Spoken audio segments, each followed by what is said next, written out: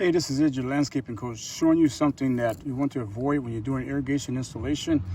We had a junction here. Actually, this T is a threaded T that the nipple broke off, and we needed to take that broken nipple out of there in order to repair it. And what happened was, with this thing was like this. It was installed like this, so we weren't able to. I was not able to get any type of device in there, tool, to thread that broken riser out of there. So I had to end up cutting this out. I had to cut this section out and put in a slip fix.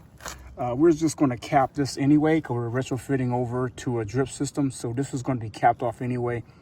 But I had to spend extra money just to put a slip fix in there, just because the previous installer put this in too close to the wall.